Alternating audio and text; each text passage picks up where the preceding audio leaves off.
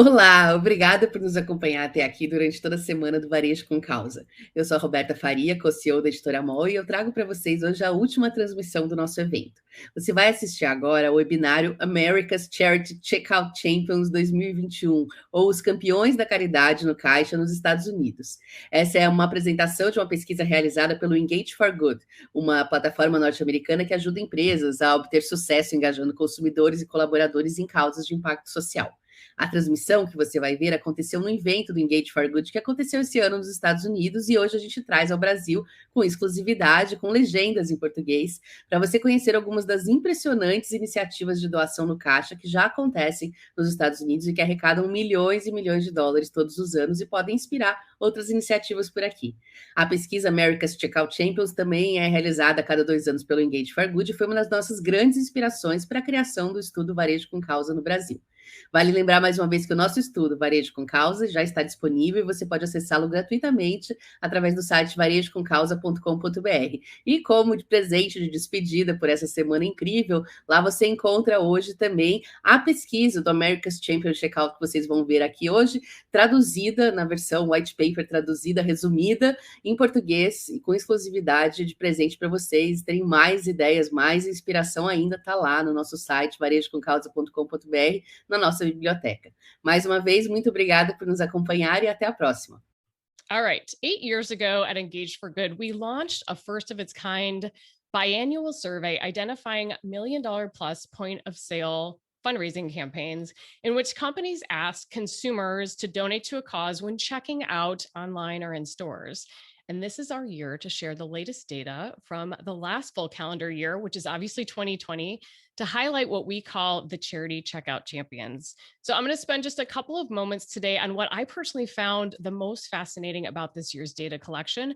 And then we'll spend the rest of this segment in discussion with people who know this tactic inside and out.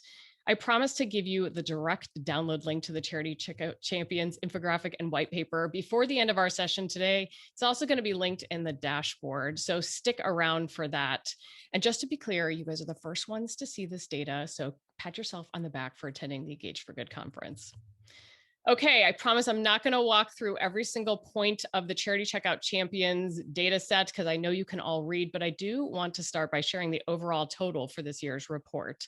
So we found that $605 million was raised by 76 campaigns in 2020, which is up 24% since the last time we did this report 2 years ago.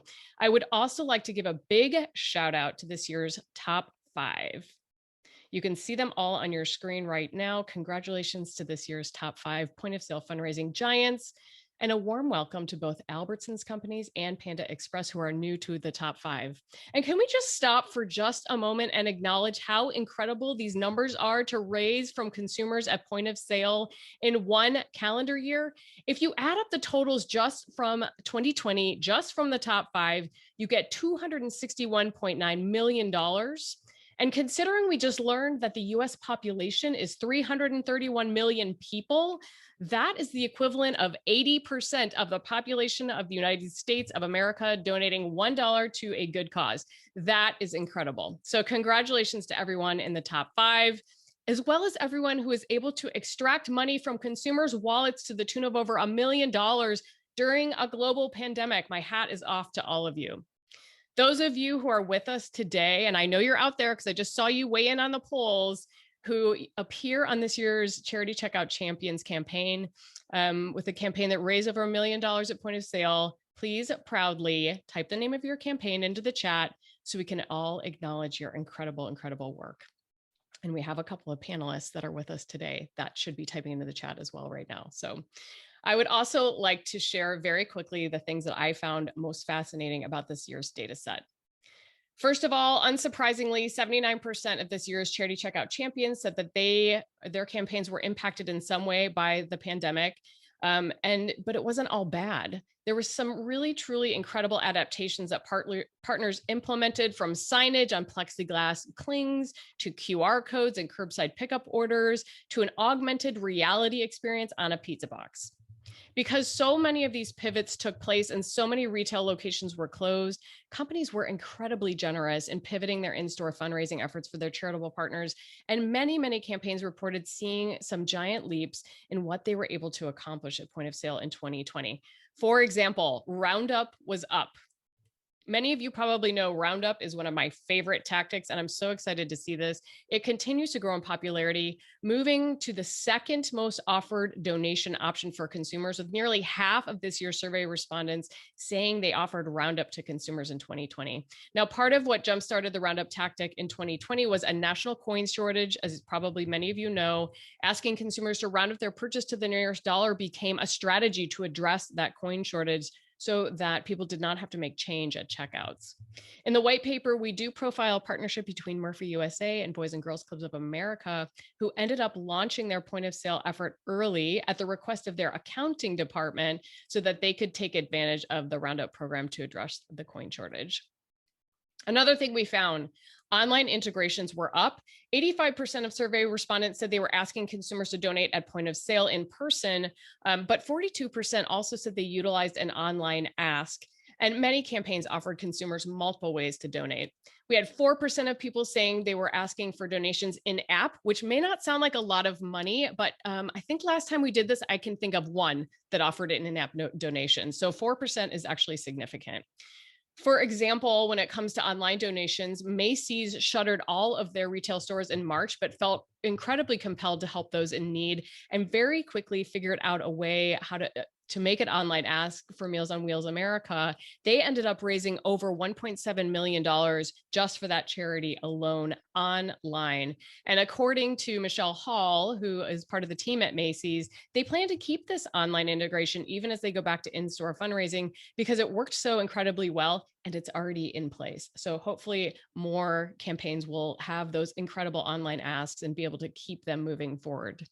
Okay, so the last point before we get to our panel, employees were more engaged than ever. One common refrain we heard from retailers conducting point of sale fundraising in 2020, employees got behind these campaigns in a massive way, and consumers were incredibly responsive. With so many of us feeling helpless, this was a small gesture, in many ways, a donation amounting to less than $1, but it was a tangible action that individuals could take to help somebody else in need. Now, the challenge moving forward is keeping that employee engagement and that momentum moving high once we are out of this global pandemic. All right, there's much more to share in the infographic and white paper, and we're going to put a link to the chat so you can download both the infographic and the white paper right now and read it at your leisure. We're also going to put a link to Accelerist's latest point of sale fundraising research into the chat as well. They had some great consumer data as well. But now we've come to the main event of today, and that is our point of sale fundraising superstars. It's my great pleasure to introduce to you Carrie McHugh, Executive Director of Duncan Joy and Childhood Foundation, who appears on this list, having raised $2.7 million through their Give Cheer campaign and over $16.2 million since 2012. Chad Royal Pasco, Acting Senior Vice President of Resource Development at the Boys and Girls Clubs of America, who raised $3.8 million with Ross Stores, $3.5 million with Bridgestone, $1.6 million with Old Navy, just to name a few of the 5 campaigns that they have that appear on this year's list. And last but not least, Christy Duncan Anderson, Executive Director and President of Albertsons Companies Foundation, who is a newcomer to the top 5 this year, raising $67.9 million for local hunger organizations. And that is not the only campaign of theirs that appears on this year's list, if you can believe that. So welcome, welcome, welcome to all of you. You can unmute yourselves too, folks. Thank you. So excited to be here. Awesome. Well, I have asked our panelists today to start out with a tall order, and that is in 60 seconds or less. Would you give us a quick overview of your point of sale fundraising efforts and what you think your secret sauce is as it relates to money at point of sale? So I'm going to ask Chad to kick us off first, if you don't mind. Okay, thank you very much. I will say that I've been with the organization about 8 years now, and this is one of the reasons why I joined the organization. We had many of the top companies in America, if not the world, already involved within our organization, but there was no opportunity to engage customers or engage employees in many cases. So it is really that really fueled my beginning here. And I do think that is the secret sauce, is that we already had the corporate commitment in most cases. And then you give the opportunity for customer engagement because you told them the reason why the corporation is supporting. And then we give the opportunity for the employees to be engaged. I also think that for us is that many companies are further engaged in our mission. So if we take, for example, Old Navy, who works on a program called This Way Onward, is that it's about providing jobs for kids, which is one of the big things for our organization. So it is like 4 separate things that meets both business needs, that has a philanthropic need, that has both corporate entities and shared values. And then for us, I think organizationally, one of the reasons why we're really successful is because of our scale and our scope and our relevance to reach into those local communities because of our 4,700 clubs that are located across the nation, which helps a lot. Absolutely. Good job, Chad. Thank you. All right, Christy, how about you? Okay, before you start my 60-second stopwatch, I just want to say how excited I am to be here with such a great panel. And I don't think I've ever been called a superstar, so I'm just going to take that in. You are. Wow. And I'm also thrilled to be number 2. It's actually, I think, in some ways better to be number 2 than number 1 because we still have a lot more to strive for. And actually, I think that's part of our secret sauce is that we have Albertsons Companies Foundation is a grocery store. We operate under a whole bunch of different names across the country. We have 2,300 stores, and a lot of our fundraising is done on the pin pad, which is completely infallible. We don't rely on humans, but yet we still engage our employees, and our employees love contests. They love to be the best. They're not too happy with number 2. So that's great. Glad we're number 2 because they're not happy with being number 2. They're going to want to be number 1. And I think that's our secret sauce. I love that. How about you, Carrie? So I think Christy hit on a couple of the same points that I would agree with. I mean, our program is very simplistic. It is, for $1, buy it's different some year. Some years it's a little coffee cup or a sprinkle. Put your name on it, get stuck on the wall. You give $1, you get a coupon back for a dozen donuts that a small percentage of people actually use. But I think the stores that do really remarkably are the ones where the crew is excited about it. And it's going to sound crazy, is like using the stickers to draw things in the store.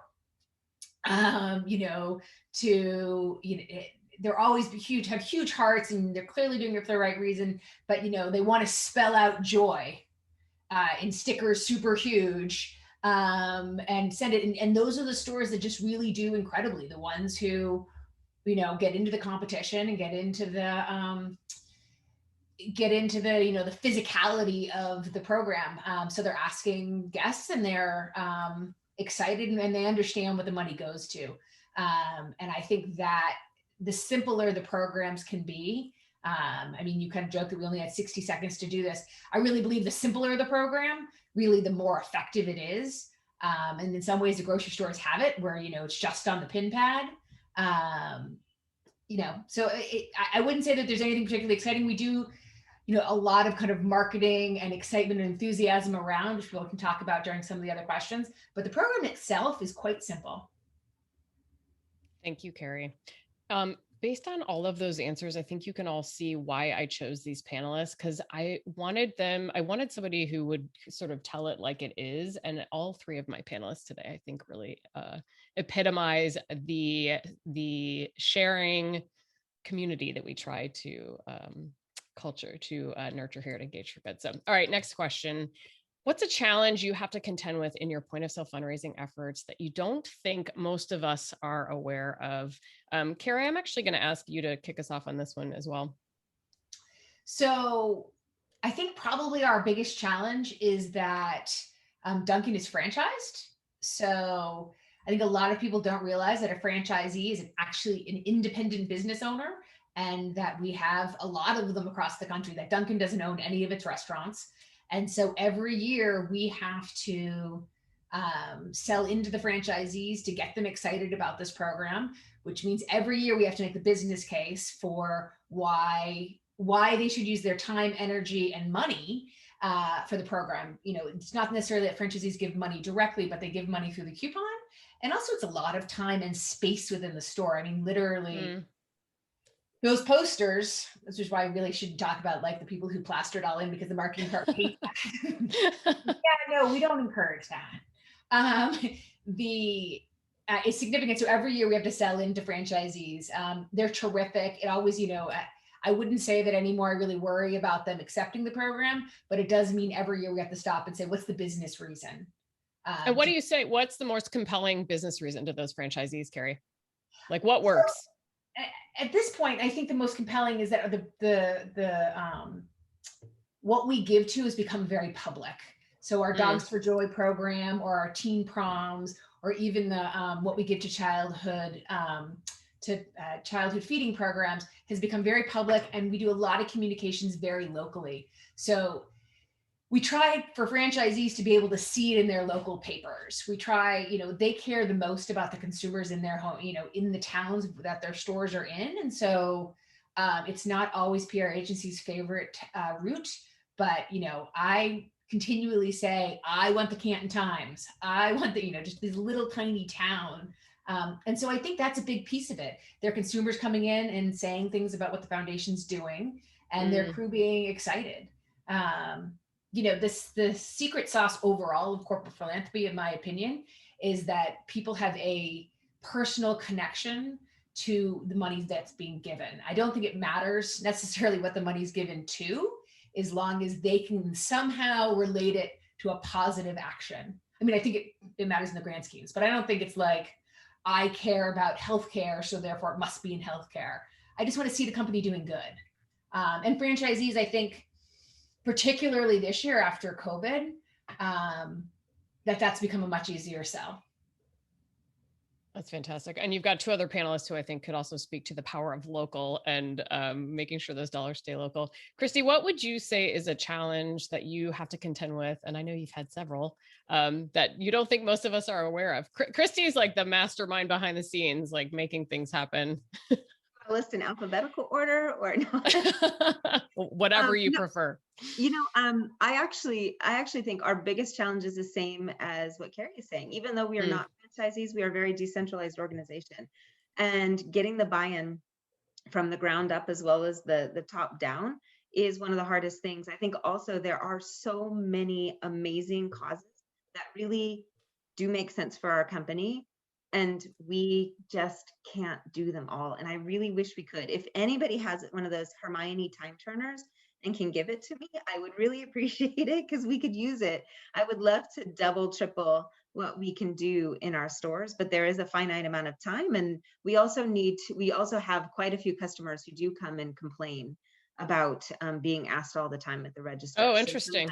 So we do have, you know, varying amounts of people who come in and say, you know, they call into the call center. We actually, many years ago, had a board member who complained about the embarrassment of being asked at the check stand. So we have to give breaks within our schedule as well. So that even cuts down the time even further as to what we can do. So having this kind of massive local interest, making sure that it's very, very local, making sure that each of our local 2,300 stores, we always say, you know, we have 2,300 CEOs, which is kind of crazy. It's a little bit like, you know, like herding goldfish in a way. Not saying that our store managers and store directors are goldfish, but just, you know, just so many different lot of people and competing priorities. Yep.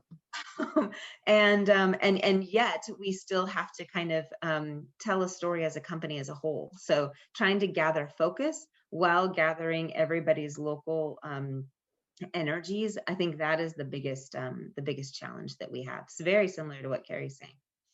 Yeah, no, that's fascinating. And I know that you had sort of, when the pandemic hit this year, that whole selling up to the C-suite, that dynamic was flipped on its head, and they were looking at you like, hey, what are we doing? Let's do more of that, right? Yeah, you know, COVID was a hard time, is a hard time. It still continues. And a lot of the issues from COVID are going to continue. I think particularly hunger has a really long tail going out of the pandemic. But there are a few silver linings, I will say. And one of them is that suddenly everybody wanted to know what they could do, and everybody looked to us to say what they could do and said, but let's do something together. Let's focus on something. And, you know, somebody who's been trying to get focus within the company for many, many years, having them say, hey, let's focus on something. It was a bit of a, it was a bit of a bright spot, I'll say, in the 2020 mess of a year. That's awesome. All right, Chad, how about you? You're going to take this here from the nonprofit angle. What are the challenges that you guys run into? You know, definitely. So I think that it's a challenge, but I would also say that it's the absolute critical success factor. And having had this conversation with somebody that approached us in November of 2019, and setting up a campaign for the beginning of for April of 2020, they ask, what is the most critical thing that we have to do? And I think that it echoes what both Carrie and Christy have said in a different way, and that is that employee education is the most important thing that you can possibly do. You absolutely have to have the operations and the technology underneath it in order to support whatever it is that you're doing and how you're asking, et cetera. But the employee education is the most important thing, but it is the biggest challenge as well. So it's how do you break it down into bite-sized pieces so that somebody understands, so that it doesn't flow down the flow of business, because the business does still need to take place. So things, you know, SKUs need to be rung up and out the door, and we need to make this very easy for somebody as well. And also, along with that employee education about what are they asking for, and are they able to translate that really, really quickly, but also training them how to ask. David, and I don't know how many years ago this was, said something that really stuck with me forever, and I've used it many, many times. And there was a study that was done, is that what was the number one impediment for somebody at the cashier level or the employee level in order to be successful in a POS campaign? And that is, if someone asked them back, what are you raising money for? And they weren't able to come up with a solid, small answer, they literally will never ask anybody for the rest of the campaign to donate ever again. Wow. And it's because they get flustered and it's like, I don't want to answer this. And so they didn't, and they weren't given that education from the very beginning. And so, you know, you can't overcomplicate what it is that they need to say. It needs to be easy, it needs to be quick, it needs to be accurate. I know for me, it's one of my biggest frustrations when someone asks me for money at a donation. If they can even hit it into the ballpark of what they're raising the money for, I will normally give to whatever it is. But you do actually need to know what it is. I think the other one is really around technology, is that, you know, sometimes we assume that this, and this is available to us, and you're kind of, you know, with a larger company that you assume that, and yet it's not possible. So that's the reason why in a roundup campaign, why you see that little chart over on the side that says the roundup to 37 cents is 63 cents. And so somebody has to put in 63. It also goes back to technology as well. And then I think, you know, from a nonprofit side is that we have, you know, we have the same issues I think that you have with the franchisees, et cetera, is that how much of the money is staying here locally, and how do you tell that story? And how do you do that? And we have that certainly with our clubs, which are federated. So they are their own 501c3s, and Boys and Girls Clubs of America is its own 501c3. And we're really providing the service, and we work out, you know, that split with them. So I would say that's really it: employee education and training. Fantastic. Yeah, it's so interesting that I was so surprised to hear just over and over when it came to that pin pad integration, how long that took to happen. I think we hear from people, it's about 2 to 3 years. Maybe it was quicker in the pandemic, but and everyone's like, who does that? And it's typically a donation either from the POS provider, or it's the in-house IT department who decides that they're going to do it. And that, you know, it's not always at the top of the priority list. So that's an excellent point. All right, Chad, go ahead. Someone made this point earlier. The coin shortage certainly put people on hyperdrive to try to solve it, right, as that became kind of a top priority. We actually did not solve it, though got very focused on it for a little while because of the coin shortage.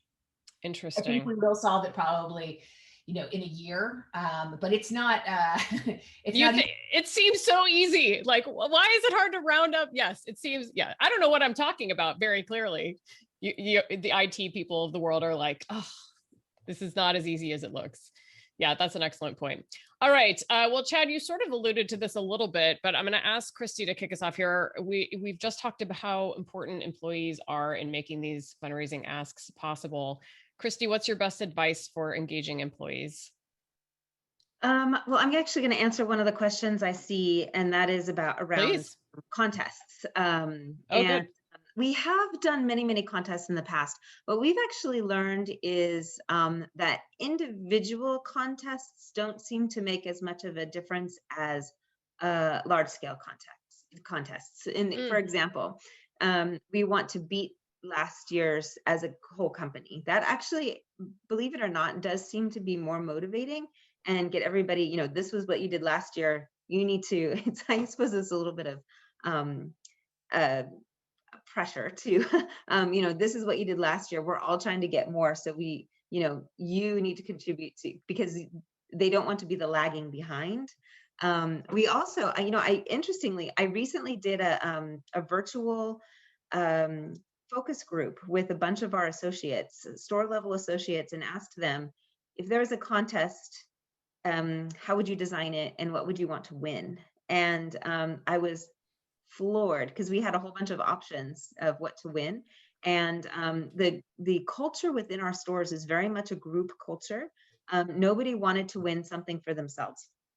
Nobody, we offered, Apple Watches, we offered, iPhone, all kinds of things that you could win. And the best was if we could have pizza with Kevin, that'd be great. And Kevin happens to be the most common name for one of our district managers.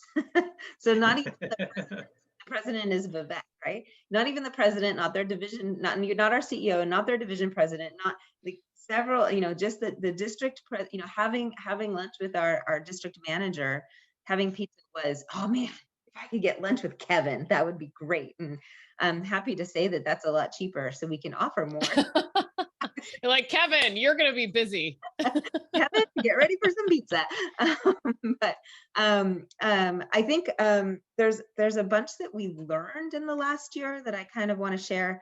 A lot of it has to do with, engaging employees. There's three things. The first is about being kind of about knowing you're crazy. In our company, local is really important. I have, forgive my diversions for just a moment, but we have a neighbor who did not grow up with a lot, and she didn't grow up with a Christmas tree. So having a Christmas tree to her is a huge status symbol, and she has to, she wants to have it set up, and her husband could care less about it. She has a disability that means that she cannot put the Christmas tree up by herself. So starting about November 15th through December 24th, the tension next door just rises and rises and rises because she wants that Christmas tree up, and he's like, I don't care. Why should I put the Christmas tree up? Last year on Halloween, he had to go.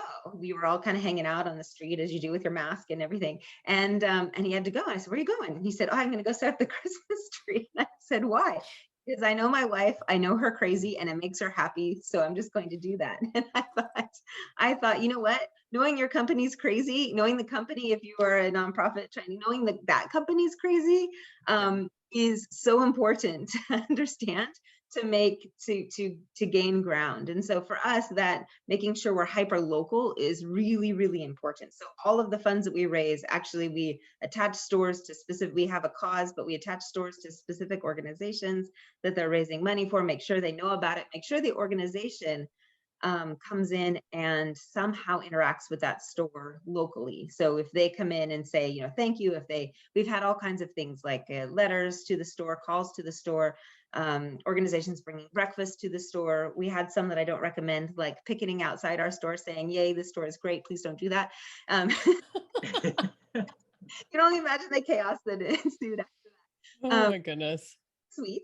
The concept was there. Letters from kids who've been fed. That kind of understanding and knowing that local really helps for me, gaining focus is one of my, one of the things that is difficult. And so I can gain focus as long as I keep it local. So if I know they're crazy, if I know the Christmas tree has to be up and that'll maintain a happy home, then it works out very well.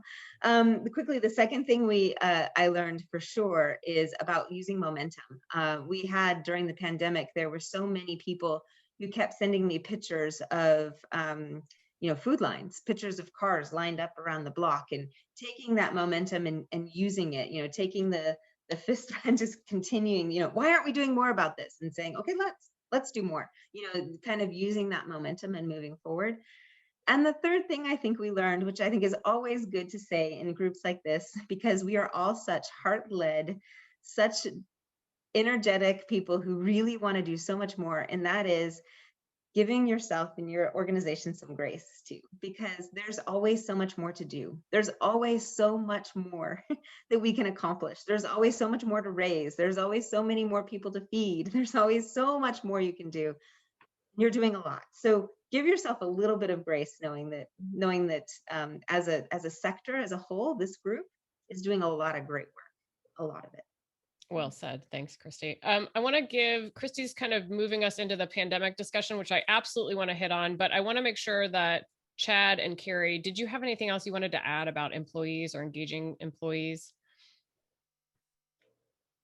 I'd add only one piece because we found it really effective, which is instead of giving gifts to the winners, we now give checks to charities of their choice that are within our giving area. And so that's really, $1,000 or $5,000 donate. I mean, it has to be within our giving area, and it has to be a good, we vet it. But doing that and then publicizing that, I think makes everybody feel really good. And we also get to meet a new local charity. So that, and I would just agree with Christy that if you can add a little crazy or you can support some crazy, if you can put a little oxygen in there, that really does work. I mean, because it makes your job, anything you can do to make the job more fun is valuable. I think one of the things I learned early on about point of sale fundraising from all of you is just that competition goes a long way, because being competitive against somebody like in a different area or a different district or a different store isn't fabulous, but when it's for a good cause, it is fabulous. People are like super competitive, and especially even at sort of the regional levels, they really kind of like a good competition. There was some, I can't even remember who it was off the top of my head, but they had some ridiculous award. It was like a chicken pin or something that, this particular branch got to win if they raised the most money at point of sale. And it was this coveted chicken pin or whatever. It was something so silly and so funny. So I think to your point, Carrie, of anything you can do to make it a little bit more fun is fantastic. Chad, I'm going to ask you from the nonprofit experience, what are you doing to engage employees? Like, what should nonprofit organizations expect to have to do to educate employees? You talked about keeping the message simple. You talked about educating, providing little sound bites for employees. Yeah. What all can you do? Some of the best practices, I will share with you that some of the best practices that we've learned have been from our companies and then shared them with each other. And so, from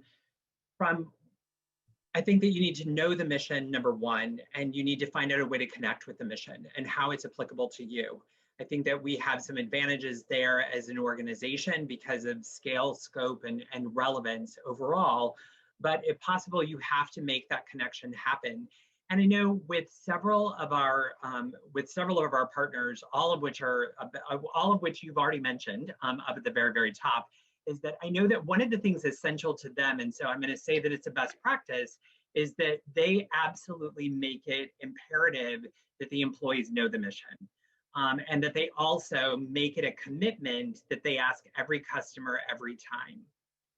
And so I think there's things that they do, but they also connect them with the mission. So if you were to take a survey of all of our corporate partners at Boys and Girls Clubs of America, POS, related or not, they would tell you that the number one thing that you need to do in order to have a successful partnership is to connect with your local club, because it comes alive when you connect with the local club.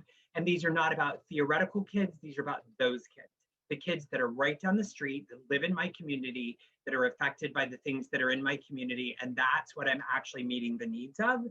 And I think that, much to Christy's point, is that you do actually have to, in order to engage employees, You have to talk to the company about the best ways to do that. What are the guardrails? What are the guideposts? What do you need to do from? And ask them what are the biggest things? Is it a chicken pin? Is it a pizza? Is it, something? We have the same things even internally Lunch with within our Kevin. own organization. Is that lunch with Kevin? It's like it's lunch with our CEO. It is the same thing in our organization as it is, with our partners. So I think that those are very big things. But I think that making them feel part of a bigger whole by taking a pledge that they're going to know about the mission and that they're going to ask every customer. The other one is to celebrate every donation.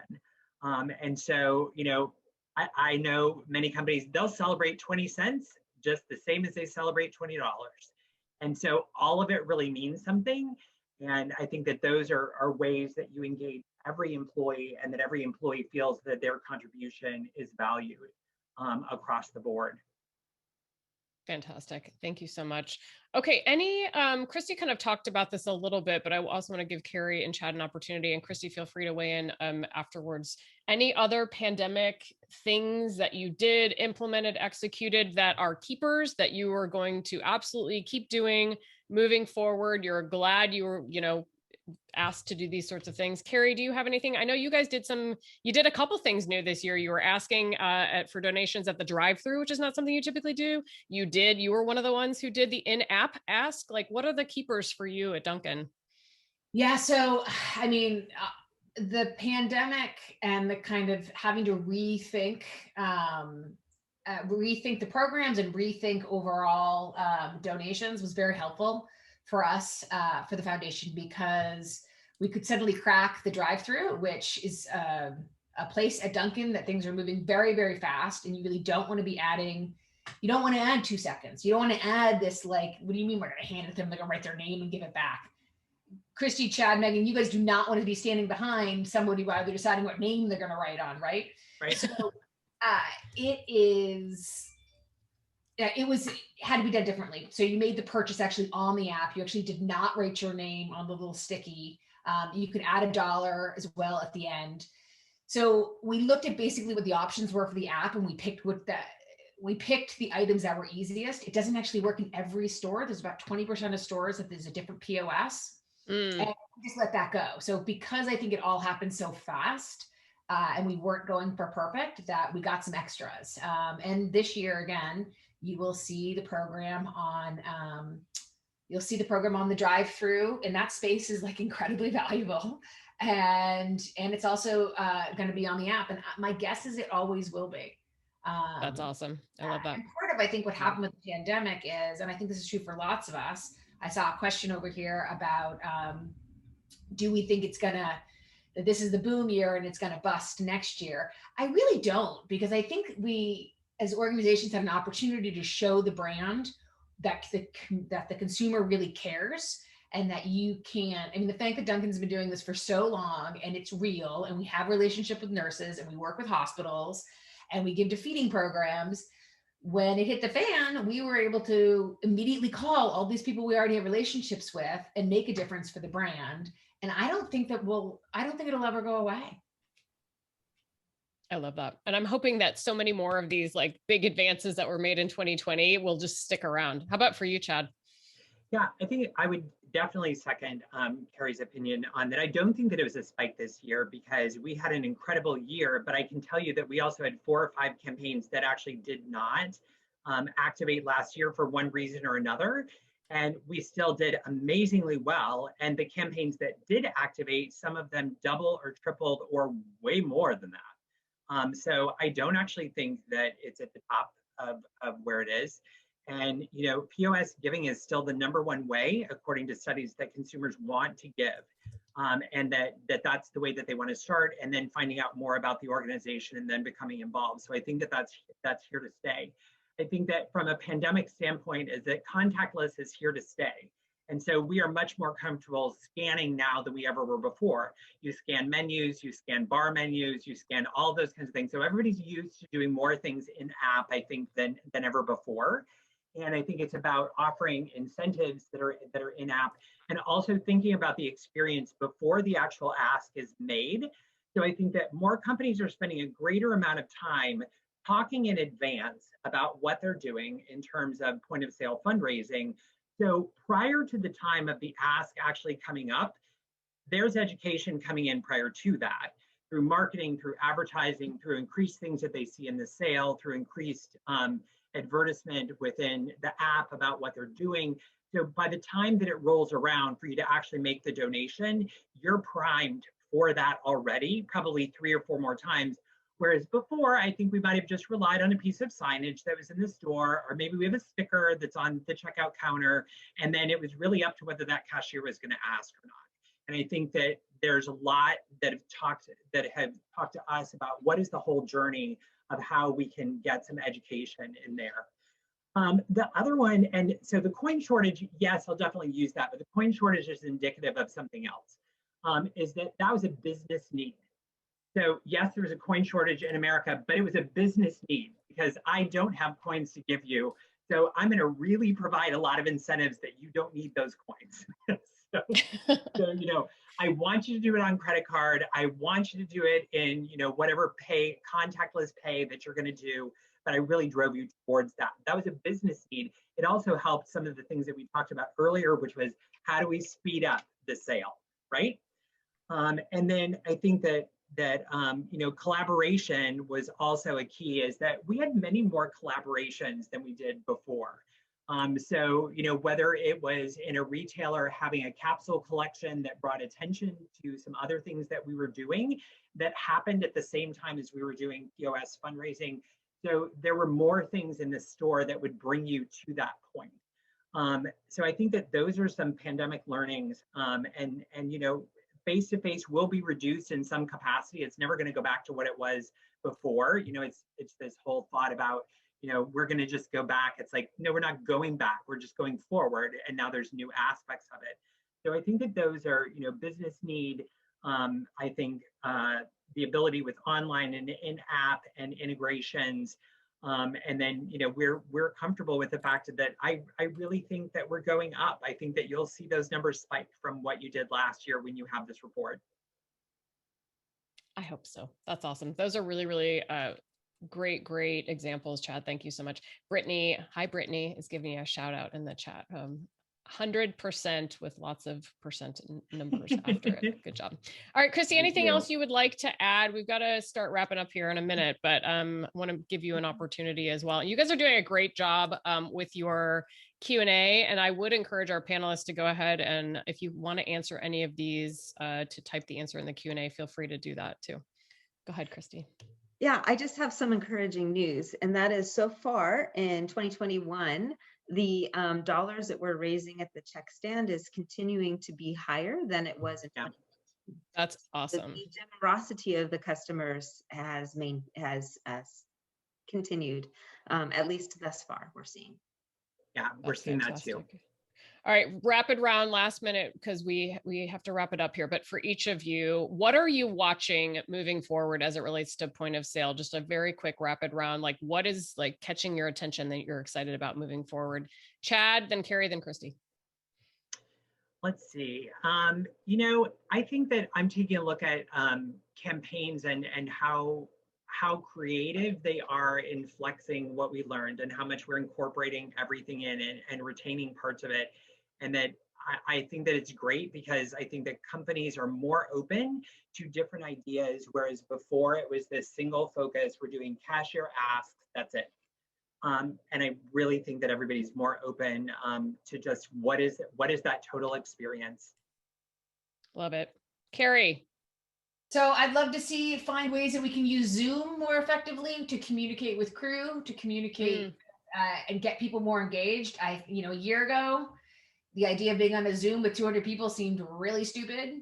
Now it seems like a very effective way to communicate. Bite your tongue, Carrie. What? Well, I mean, 2 years ago, like you never would have sat at home and come in, but now it's super common and is a very effective way to communicate that, we might not have understood how many people can do it off of their phones. Crew could do it. I'm excited about how to implement some of this new technology into how we communicate.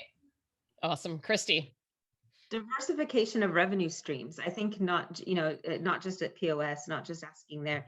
I am looking a lot, and it is very difficult. Thank you for recognizing to get IT to integrate some of this into your apps, etc.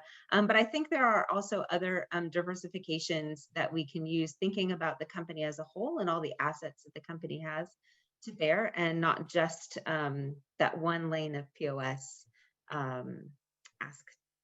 Awesome. Well, Chad, Christy, and Carrie, thank you so much for sharing your expert insights with us. I know that I learned something new. I trust everyone on the line did as well. I'm going to ask the three of you to kind of stay on. You may be demoted to an attendee, but you should still be able to take some of the questions in the chat. So if you wouldn't mind doing that, if you have some quick answers, I know that everyone on the line would appreciate it. All